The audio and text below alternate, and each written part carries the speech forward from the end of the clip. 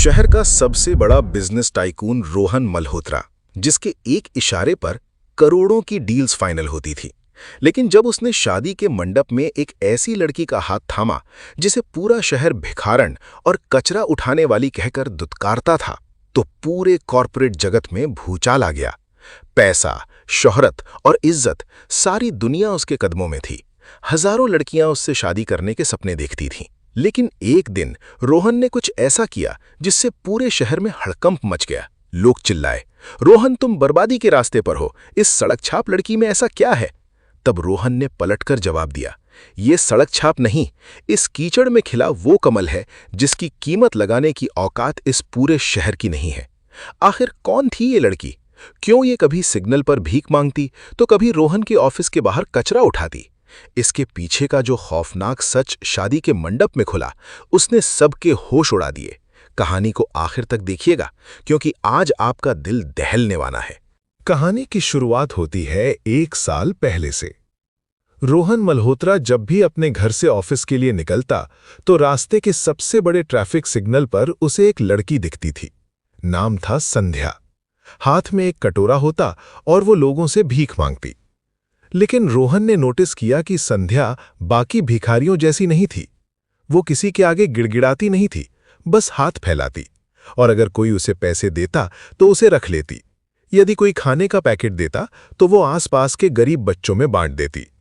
रोहन अक्सर सोचता कि इतनी कम उम्र की लड़की जो किसी अच्छे घर से लगती है, भीख क्यों मांग रही है? कोई ढंग का काम क्यों नहीं करती? पर रोहन ने उससे कभी कुछ पूछा नहीं। लेकिन एक दिन अचानक संध्या उस सिग्नल से गायब हो गई। रोहन ने उसे कई दिनों तक ढूंढा, पर वो कहीं नहीं मिली। रोहन को लगा कि शायद वो अपने गांव लौट गई होगी। लेकिन कहानी में ट्विस्ट आना अभी बाकी था। करीब 3 महीने बीत गए।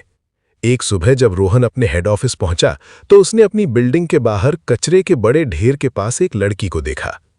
रोहन ने अपने गार्ड से पूछा, ये लड़की यहां कब से आ रही है? गार्ड ने कहा, सर पिछले 1 महीने से।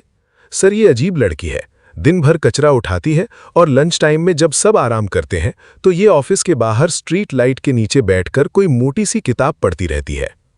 रोहन का सस्पेंस अब गहरा चुका था। जो लड़की कल तक भीख मांगती थी, वो आज कचरा क्यों उठा रही है? और कचरा उठाने वाली लड़की कौन सी किताब पढ़ रही है? रात का अंधेरा, ऑफिस के बाहर सिर्फ एक स्ट्रीट लाइट जल रही है। संध्या जमीन पर बैठकर पढ़ रही है। तभी ऑफिस का एक बदचलन मैनेजर वहां आता है और संध्या का हाथ पकड़कर खींचने की कोशिश करता है और कहता है, अरे तू कितनी सुंदर है, यहां कचरों के बीच क्यों पड़ी रहती है? चल मेरे साथ, तुझे रहने को घर दूंगा, पहनने को अच्छे कपड़े, भरपेट खाना दूंगा। संध्या उसे धक्का देती है और कहती है, स्टे अवे फ्रॉम मी और I will call the police. I know people like you very well. Are you leaving और शुड आई स्क्रीम? कचरा बीनने वाली के मुंह से ऐसी इंग्लिश सुन मैनेजर के होश उड़ जाते हैं।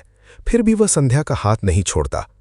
वो संध्या को पैसों का लालच देकर अपनी गाड़ी में बिठाने की कोशिश कर रहा था। संध्या चिल्लाई, don't you dare touch me, I may be poor but I am not for cell.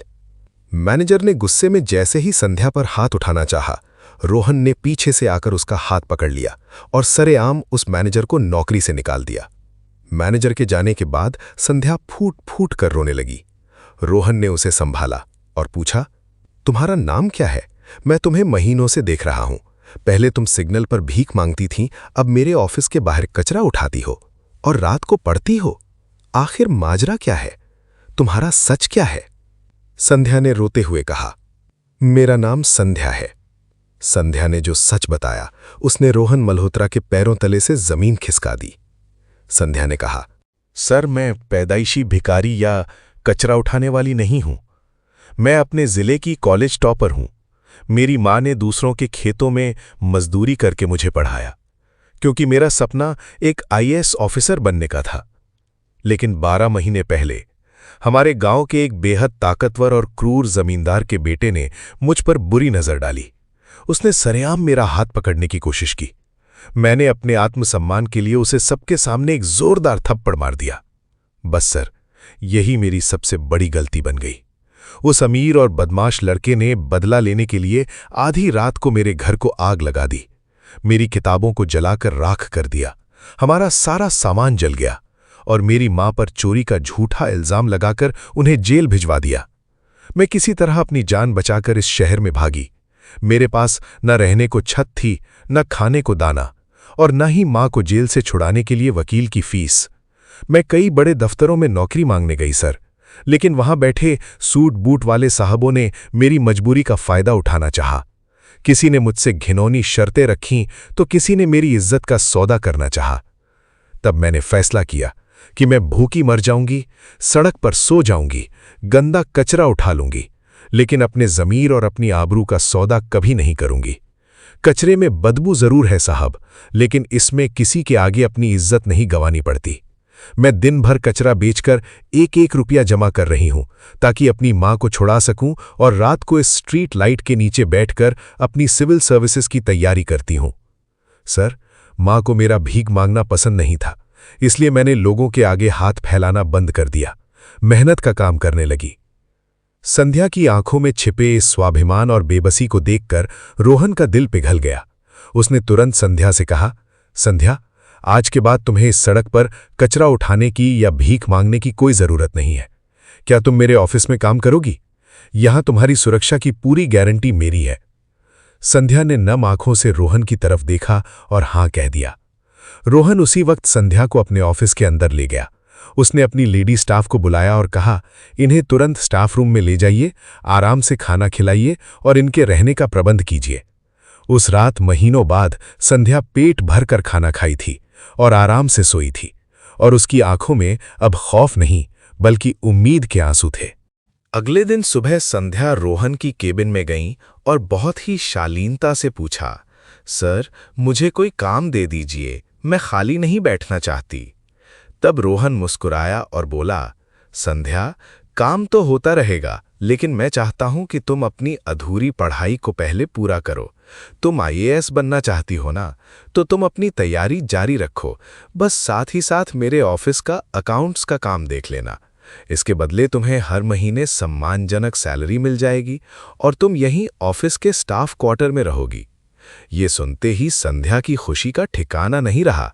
अब उसे ना सिर्फ पढ़ने का मौका मिलने वाला था, बल्कि इस सैलरी से वो अपनी मां के लिए एक अच्छा वकील भी कर सकती थी। लेकिन संध्या ये नहीं जानती थी कि रोहन ने उसकी पीठ पीछे एक बहुत बड़ा कदम उठा लिया था। रोहन ने संध्या को बिना बताए अपनी कंपनी के सबसे महंगे वकीलों की एक पूरी फौज खड़ी कर दी थी। इन वकीलों ने दिन रात एक करके गांव के उस भ्रष्ट और जालिम जमींदार और उसके बेटे के सारे काले कारनामों का पर्दाफाश कर दिया। नतीजा ये हुआ कि महज 2 महीनों के भीतर अदालत ने संध्या की बेगुनाह मां को पूरे सम्मान के साथ जेल से रिहा कर दिया। जब संध्या ने अपनी मां को जेल से बाहर देखा तो वो रोहन के सामने हाथ जोड़कर रो पड़ी। उसे समझ आ गया था कि रोहन सिर्फ उसका बॉस नहीं, बल्कि भगवान का भेजा हुआ फरिश्ता है। मां के जेल से छूटने के बाद संध्या की जिंदगी में खुशियां लौट आई थीं। वो पूरी लगन से अपनी पढ़ाई और ऑफिस का काम कर रही थी। रोहन पिछले 2 महीनों से संध्या के कड़े अनुशासन, उसकी सादगी और उसके बेदाग चरित्र को बहुत करीब से देख रहा था। उसे संध्या से प्यार नहीं, बल्कि उसके प्रति एक अगाध श्रद्धा हो गई थी। एक शाम रोहन ने संध्या को अपनी केबिन में बुलाया। संध्या जैसे ही अंदर आईं, रोहन ने बड़ी शालीनता से संध्या की आंखों में देखा और कहा, संध्या, मैंने जिंदगी में बहुत सी अमीर और खूबसूरत लड़कियां देखी हैं जो सिर्फ मेरी दौलत से शादी करना चाहती थीं, लेकिन तुम इस दुनिया की सबसे अमीर लड़की हो, क्योंकि तुम्हारे पास वो आत्मसम्मान है जो करोड़ों रुपए देकर भी नहीं खरीदा जा सकता। तुमने अपनी मां और अपनी इज्जत के लिए घोर अंधेरे का सामना किया है। संध्या, क्या तुम जिंदगी भर के लिए मेरा हाथ थामोगी? क्या तुम मुझसे शादी करोगी? ये सुनकर संध्या के पैरों तले से जमीन खिसक गई।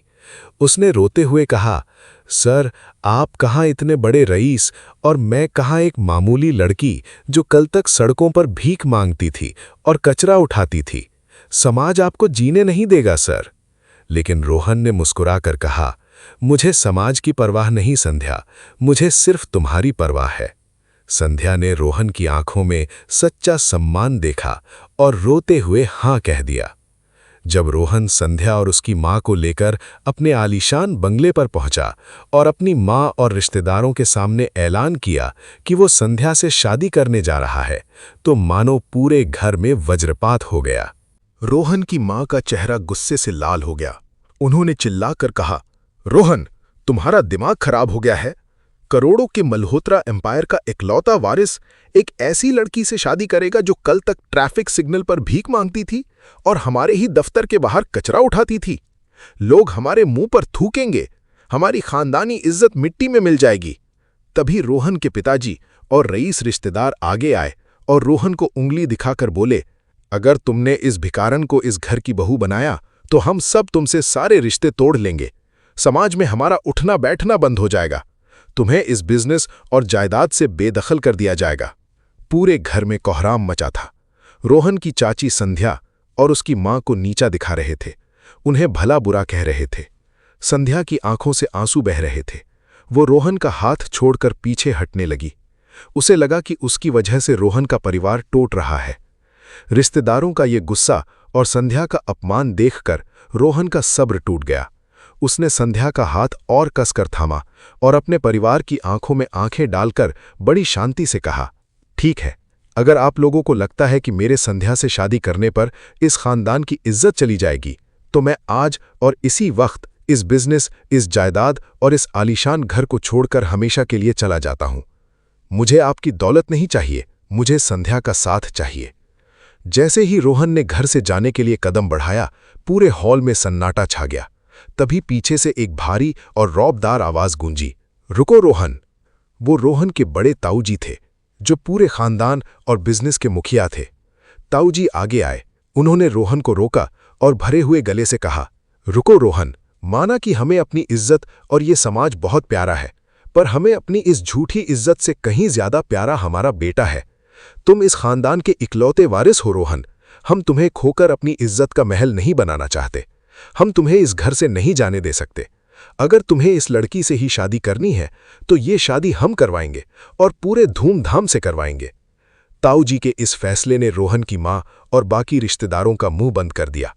रोहन ने रोते हुए अपने ताऊजी के गले लग गया और बोला, देखिएगा ताऊजी, एक दिन आप सब इसी लड़की पे गर्व करेंगे। ताऊजी के आशीर्वाद से रोहन और संध्या की शादी बेहद धूमधाम से हुई। लेकिन जैसा कि हमारे समाज की घटिया सोच होती है, शादी में आए मेहमान और बाहर के लोग पीठ पीछे थू-थू कर रहे थे, शिकायतें कर रहे थे और मल्होत्रा खानदान का मजाक उड़ा रहे थे।